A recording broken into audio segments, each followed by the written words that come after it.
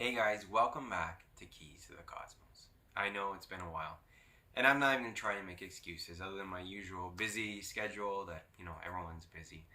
But my number one excuse is actually the theme of this video. So, you notice the theme there, the summer of smoke, and that's what we've been dealing with. Not only us here in Toronto, but of course all over a lot of parts of Canada. Into the US, they've been getting it really bad. Even here into Europe, it's crossing the Atlantic. So it's been an absolutely crazy and frustrating summer. And I just want to say, obviously, the biggest ones affected are those near the forest fires, and we're not making little of that at all. Of course, they're the ones who are really being affected. But this is a channel in astrophotography, and this is just something that now we seem to have to deal with. It's not just the weather itself, the rain and cloudy skies that we get, but now smoke has become, I would say, almost the number one problem, at least this year anyway, because the weather's been up and down. We've had stretches of really nice clear skies and then stretches of a lot of rain and clouds. And that's coming off, one of the worst winters ever. They say one of the greatest winters in like 80 years or something. So we've already, a lot of us have been pretty frustrated after the winter we had. Eager about this summer.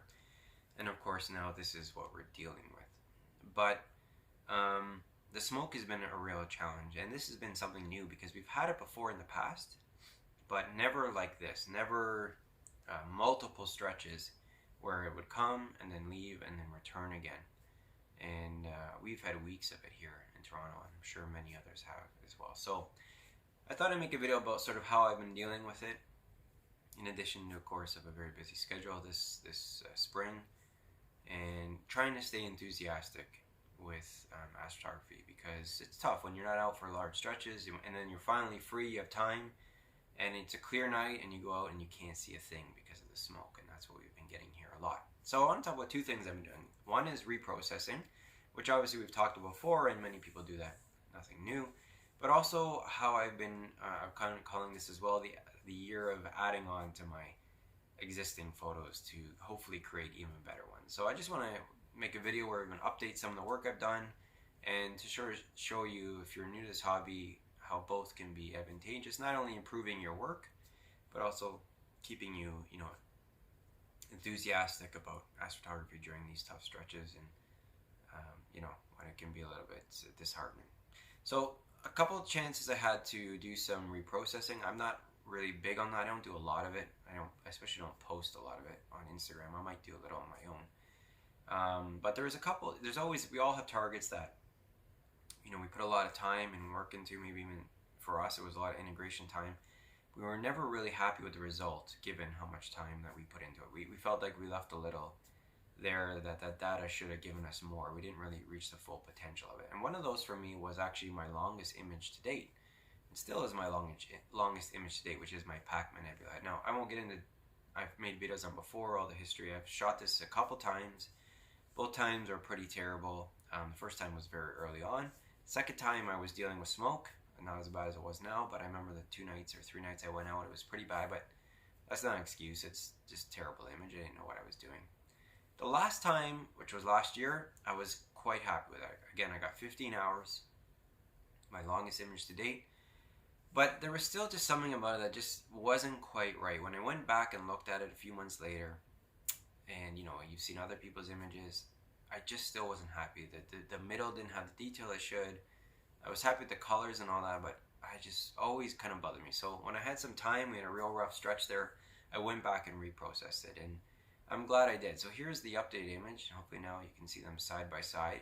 I'll be honest, I do like the colors better. I wanted a different look in the second one, first of all, but I do like the colors better in the first one. But in the second one, if you look, especially in the middle, the detail and the gas is way more. The other one sort of looks not out of focus, but sort of too smoothed over, and it's just not clean. And the second one is a lot cleaner. I like the framing better. I cut in way too close. I think I was having some issues with the background in the first one. Just overall, a much cleaner, better image, quality wise anyway. Artistically speaking, you may have a different opinion, but there's no doubt technically it's a better image, and that's just from reprocessing. So I'm very happy that I did. I kind of learned from my mistakes in the first one, and I was able to improve it. So that kind of kept me enthusiastic at least on the processing side. Another one that just quickly I just redid it recently was my Crab Nebula. Now this was one that I shot I think 2 years ago with I have to check that, maybe it was 1 year ago, but I shot this with my big ED-127. If you know the Crab Nebula, it's quite small, and even then I still had to do a really large crop. Now I was actually very happy with the way this turned out. This is just 5.5 hours of data, of course 3-minute unguided exposures as usual for me.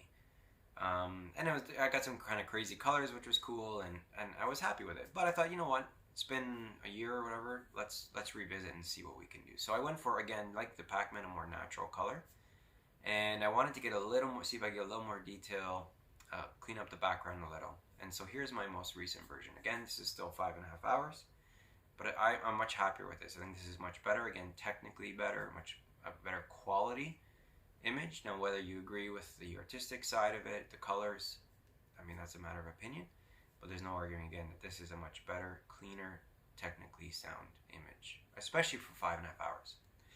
So I'm happy with it, and again, it kept me sort of enthusiastic and keep my processing skills sharp. But this is a nice image to lead into the second part of this video, which is adding on to the time of existing images. And this is one that I definitely want to add to. This is, like I said, 5.5 hours, which is really, that's nothing for such a small target. So I'm happy with the data. The stars are round and all that. It looks good. I will definitely be adding to this next year. It's not in my skies right now.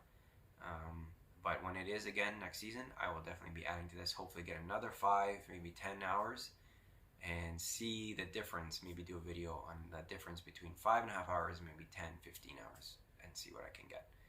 And it'll definitely make it easier to crop like I did the first time. So, but moving into the second part of this, and that is what's really helped me this year, because it's been so sporadic. As I mentioned, we'd get clouds for a couple weeks, then we finally get clear skies, good weather, and then maybe you get 1 or 2 clear nights. So I was able to get out a couple weeks ago, maybe even more, 3 weeks ago. And one of the ones I wanted to add it to was my Crescent Nebula. Now, again, this is a target I've shot a couple times before. In fact, it was the very first one. I won't bore you, I've told this story. The very first one I ever shot, mistakenly. But it was, in fact, the Crescent Nebula. I shot it again in more wide field, and then I shot it last year with my big ED-127 Explore Scientific telescope. So I wanted to do more of a crop version, and I was very happy with it. Here it is here. I mean, it's not an A-pod, but it's clear. I got some good detail. These are 3-minute unguided exposures using I believe it was the Triad Ultra filter. But I never really got that blue shell around it to pop out. You can kind of faintly see it, but you know, it's partly processing, but I think I needed more integration time on this. This was about 9.5 hours.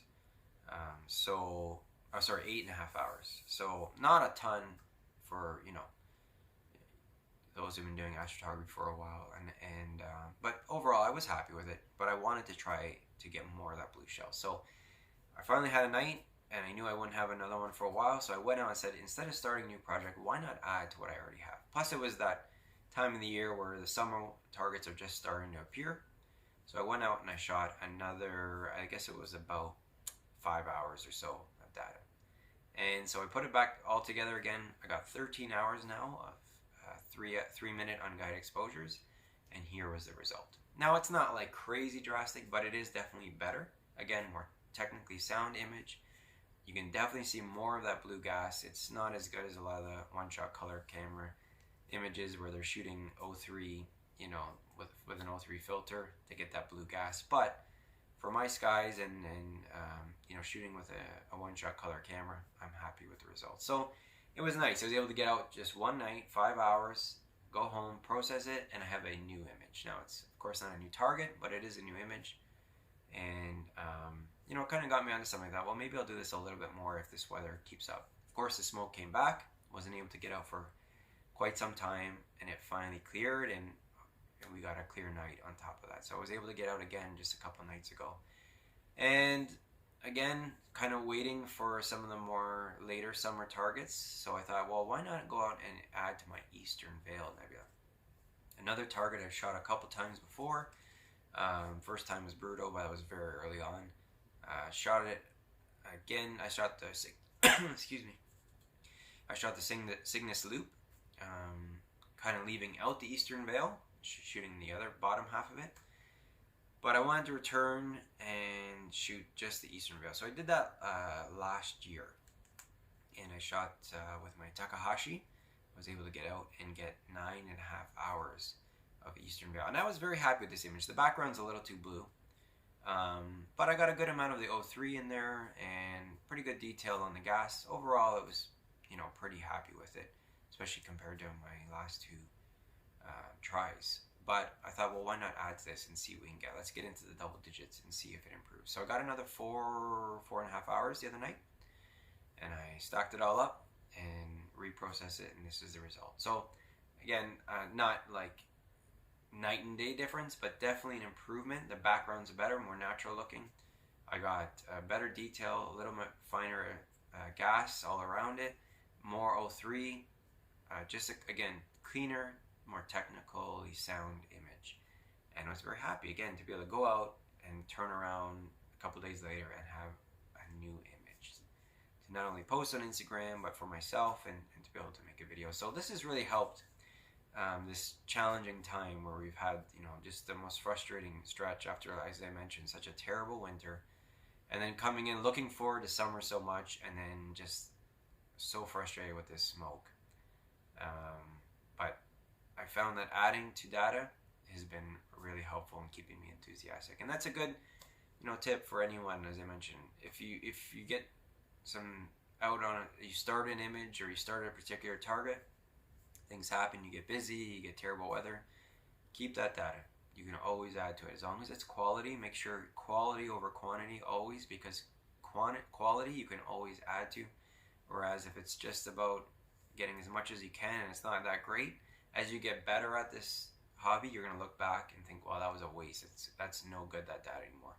And whatever data you're collecting now is going to be far superior, so you're definitely not going to bother adding to it. So I always say quality over quantity, and you can always add to it, and then throughout the years you can sort of track how you improve with more integration time, because integration time is really the number one thing that you can do. The more that you add, if it's good quality data, you're going to find it easier to process, you're going to get cleaner images, better quality, and more technically sound. So it's really helped me, but I do hope to start a couple new ones.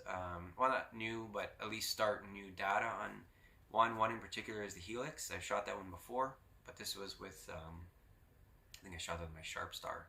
So way too small a telescope. I had to really crop it. I want to shoot with my big ED127 and get some integration time on it and see what kind of picture I can get, what kind of image I can get out of that, because it's one of my favorites. Such a cool target, that big eye in the sky. So I'm looking forward to doing that. That should be, it's coming up now, but it's in the wee hours, so I'm going to wait a little bit more. But hopefully I can get out there and produce some new images I can share with you guys. And also, of course, I'll have some more equipment reviews. I know I promised some. I'm still working on it, but I like to log time with stuff. I don't want to just make a video for the sake of making it, and I'm not really talking from experience. So I have a camera that I still want, a big camera that I still want to spend some time with in the next couple of months to make a video on that, and I still got a couple of other surprises for you. But I appreciate your support in the meantime, and I hope to have more videos more frequently. But thank you again. I appreciate it, and I'll see you on the next one. Take care.